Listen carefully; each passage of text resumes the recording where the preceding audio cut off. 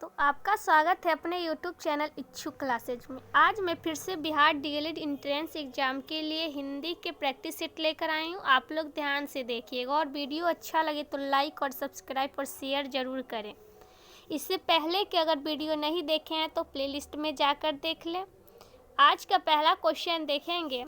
संस्कृत शब्द में उपसर्ग है। उपसर्ग क्या है? स, सन, स्व या शम? जिनको भी आंसर पता है वो आंसर कमेंट करके बता सकते हैं। संस्कृत शब्द में उपसर्ग,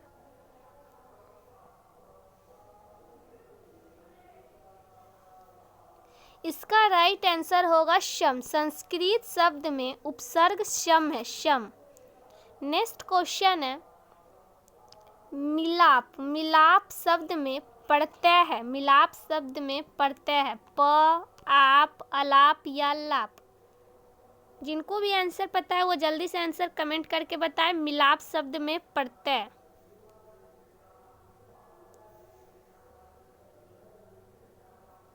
इसका राइट आंसर होगा आप। मिलाप शब्द में क्या है? प्रत्यय आप। नेक्स्ट क्वेश्चन है अक्षर। अक्षर का अनेकार्थी शब्द कौन सा नहीं है?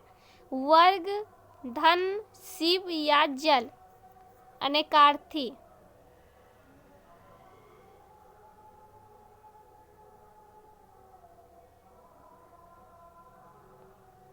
इसका राइट आंसर होगा धन। अक्षर का अनेकार्थिक शब्द धन नहीं है। इसका राइट आंसर है बी। नेक्स्ट क्वेश्चन देखेंगे। क्वेश्चन है ममता। ममता किस प्रकार की संज्ञा है? ममता जातिवाचक, व्यक्तिवाचक, द्रव्यवाचक या भाववाचक? ममता,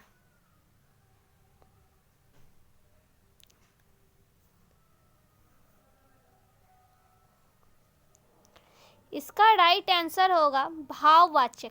ममता एक भाववाचक संज्ञा है। कौन से वाचक? भाववाचक। संज्ञा कितने प्रकार के होते हैं? तो संज्ञा 5 होते हैं। संज्ञा कितने होते हैं? संज्ञा के 5 भेद होते हैं। व्यक्तिवाचक, जातिवाचक, द्रव्यवाचक, भाववाचक और एक गुणवाचक होते हैं।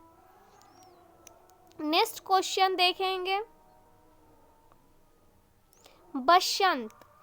बसंत शब्द में कौन सा लिंग है?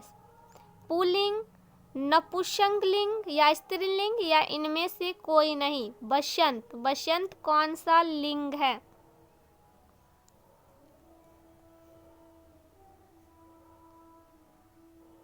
इसका राइट आंसर होगा पुल्लिंग। बसंत क्या है? ये शब्द जो पुरुष जाति का बोध कराते हैं वो पुल्लिंग कहलाते हैं। तो बसंत एक पुल्लिंग है। क्या है? पुल्लिंग है। नेक्स्ट क्वेश्चन है हिंदी में वचन कितने प्रकार के होते हैं? 3, 2, 4 या 5? वचन कितने प्रकार के होते हैं?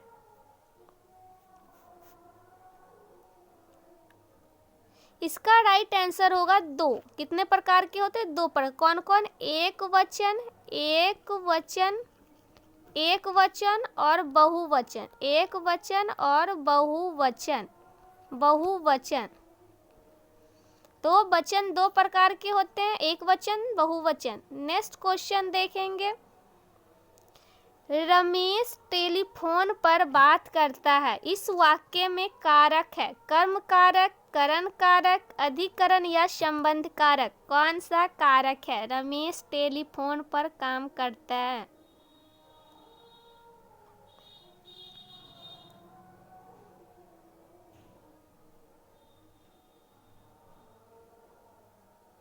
इसका राइट आंसर होगा करण कारक। कौन सा कारक है? करण कारक। इसका राइट आंसर होगा बी। नेक्स्ट क्वेश्चन है सर्वनाम। सर्वनाम के कितने भेद है? 5, 4, 6 या 11?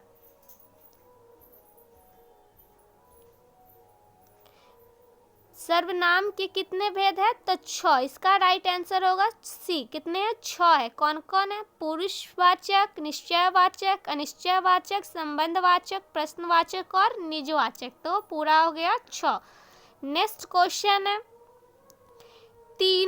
तीनों शब्द किस प्रकार का विशेषण है? क्रमवाचक, आवृत्तिवाचक, गणवाचक या समुदायक वाचक? कौन सा विशेषण है? तीनों।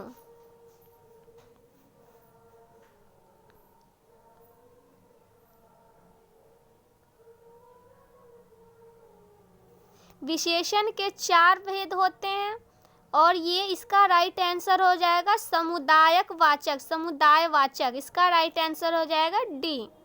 नेक्स्ट क्वेश्चन है, सारा क्वेश्चन इंपॉर्टेंट है इसलिए आप लोग ध्यान से देखिएगा और अभी तक वीडियो जो लाइक नहीं किए वो जल्दी से वीडियो को लाइक कर दीजिए। राजन किताब पढ़ता है, राजन किताब पढ़ता है, इस वाक्य में कर्म वाच्य में होगा। राजन ने किताब पढ़ा, राजन के द्वारा किताब नहीं पढ़ा जाए, राजन के द्वारा किताब पढ़ी जाती है, राजन पर किताब पढ़ी जाती है। इसमें कर्म वाच्य में होगा। कौन सा वाक्य कर्म वाच्य में होगा? इसका राइट आंसर होगा राजन के द्वारा किताब पढ़ी जाती है, ये कर्म वाच्य में होगा। आंसर होगा सी। नेक्स्ट क्वेश्चन है, अब किस प्रकार का अव्यय है? अब कालवाचक, स्थानवाचक, दिशावाचक या स्थितिवाचक? किस प्रकार का अव्यय है? अब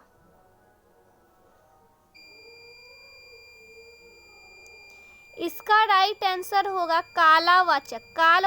किस प्रकार का अव्यय है? कालवाचक। नेक्स्ट क्वेश्चन है, श्याम कहता है कि मैं राम की किताब पढ़ सकता हूँ। इस वाक्य में श्याम का पद परिचय होगा।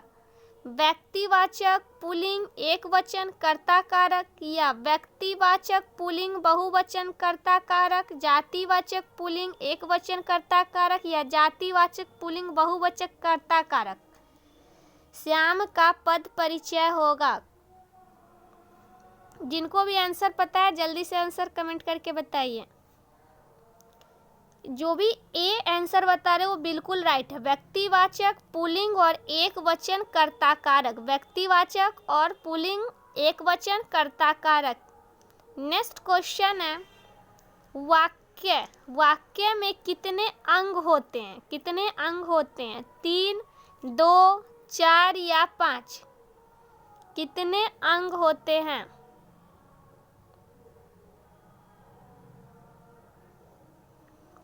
इसका राइट आंसर हो जाएगा 2। कितने होते हैं? 2। एक होते हैं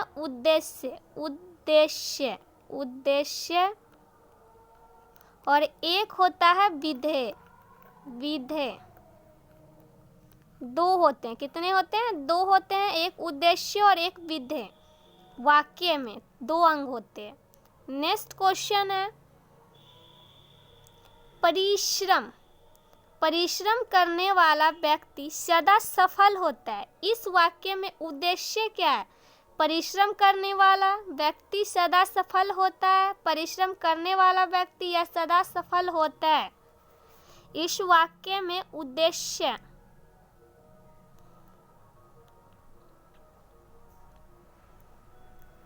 इसका राइट आंसर होगा परिश्रम करने वाला व्यक्ति। इसमें उद्देश्य क्या है? परिश्रम करने वाला व्यक्ति। नेक्स्ट क्वेश्चन है, तोता डाल पर बैठा है। इस वाक्य में विधेय है। बैठा है, डाल पर बैठा है या डाल पर बैठा है या पर बैठा है? तोता डाल पर बैठा है। इस वाक्य में विधेय क्या है? विधेय।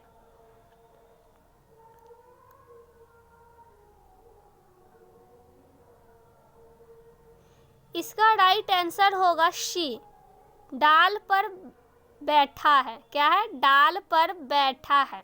यह इसमें तोता डाल पर बैठा है तो इसमें विधेय हो गया डाल पर बैठा। विधेय किसे कहते हैं? तो विधेय वाक्य में कर्ता के विषय में जो कुछ कहा जाता है, कर्ता के विषय में जो कुछ कहा जाता है वो विधेय कहलाता है। तो यहाँ क्या कहलाता है? तोता डाल पर बैठा है, तो डाल पर बैठा है तो ये एक विधेय होगा। इसका राइट आंसर हो गया सी नंबर। नेक्स्ट क्वेश्चन देखेंगे,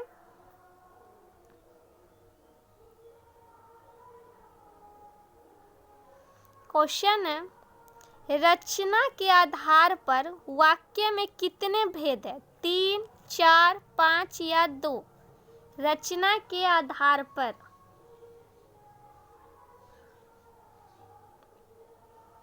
इसका राइट आंसर हो जाएगा 3। रचना के आधार पर कितने हैं? 3 है। कितने वाक्य? 3 है। सरल, एक है सरल, एक है संयुक्त, और एक है मिश्र, 3 है। तो कौन कौन है? सरल, संयुक्त, मिश्र। रचना के आधार पर, किसके आधार पर? रचना के आधार पर वाक्य के 3 भेद होते हैं, सरल, संयुक्त और मिश्र।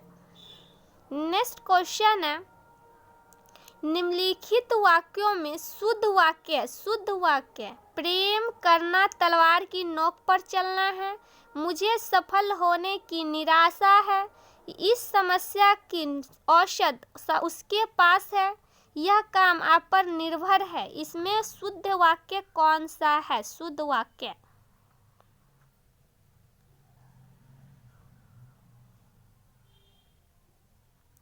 इसका राइट आंसर होगा डी, यह काम पर निर्भर है। ये वाक्य क्या है? शुद्ध है। यह काम आप पर निर्भर है, क्या है? ये वाक्य शुद्ध है। नेक्स्ट क्वेश्चन है, अंजर पंजर ढीला होना मुहावरे का सही अर्थ है। टाल मटोल करना, अनाड़ी आदमी को असफलता प्राप्त होना, मौत निकट आना, शरीर शिथिल होना। अंजर पंजर ढीला होना का सही मुहावरा।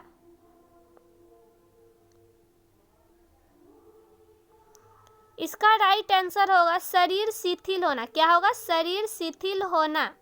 नेक्स्ट क्वेश्चन है, हाथ कंगन को आरसी, क्या? इस लोकोक्ति का अर्थ है प्रत्यक्ष के लिए प्रमाण, क्या?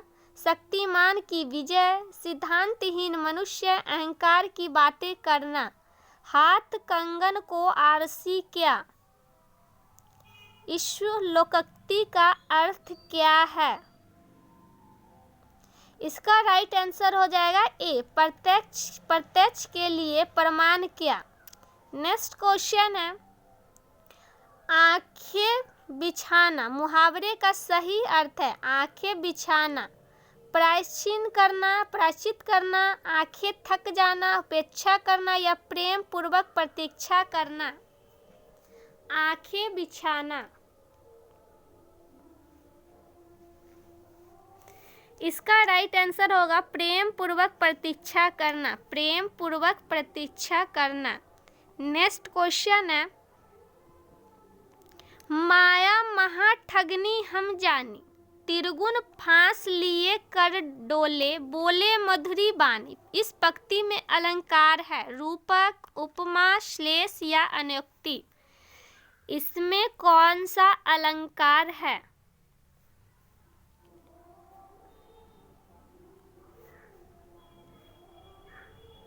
इसका राइट आंसर हो जाएगा श्लेष। कौन सा? श्लेष।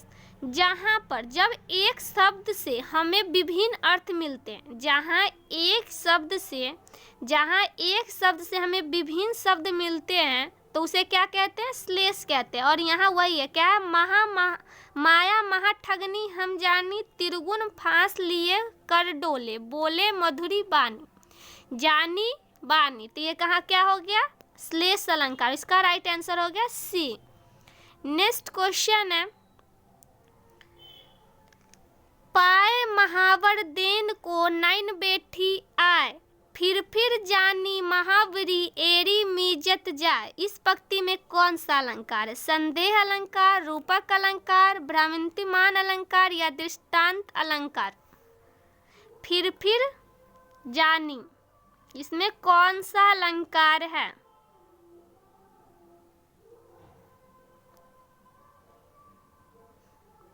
इसका राइट आंसर होगा भ्रांतिमान अलंकार। कौन सा अलंकार है? भ्रांतिमान। भ्रांतिमान अलंकार किसे कहते हैं? जब किसी पद में किसी सादृश्य विशेष के कारण उपमेय में उपमान का भ्रम उत्पन्न हो जाता है तो वो क्या कहलाता है? भ्रांतिमान अलंकार कहलाता है। इसलिए इस सब वो कौन सा है इस पंक्ति में अलंकार? तो भ्रांतिमान अलंकार है। इसका राइट आंसर हो जाएगा सी।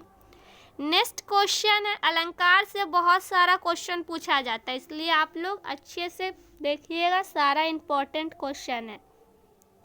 क्वेश्चन है, दृक उर्झत टूटत कुटुम जुरत चतुर चित्त प्रीति परित गाट दुर्जन हिय दई नई यह रीति। इस पंक्ति में कौन सा अलंकार है? निदर्शना अलंकार, अत्युक्ति अलंकार, दृष्टांत अलंकार या असंगति अलंकार। इस पंक्ति में कौन सा अलंकार है? यहाँ होगा असंगति। क्या होगा? आंसर डी, असंगति अलंकार। तो असंगति अलंकार किसे कहते हैं? जहाँ क्या कार्य और कारण में संगति न हो वहाँ असंगति कार्य अलंकार होता है। कौन सा अलंकार? असंगति अलंकार। इसका राइट आंसर हो जाएगा डी। नेक्स्ट क्वेश्चन है, जाकी रही भावना जैसी प्रभु मूर्ति देखी तिन तैसी। इस पंक्ति में कौन सा अलंकार है? अन्योक्ति अलंकार, करणमाला अलंकार, काव्यलिंग अलंकार या उल्लेख अलंकार।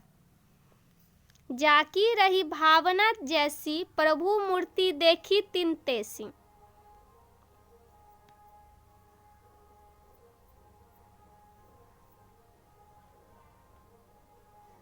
इसका राइट आंसर हो जाएगा उल्लेख अलंकार। कौन सा अलंकार है? उल्लेख अलंकार। इसका राइट आंसर होगा उल्लेख अलंकार।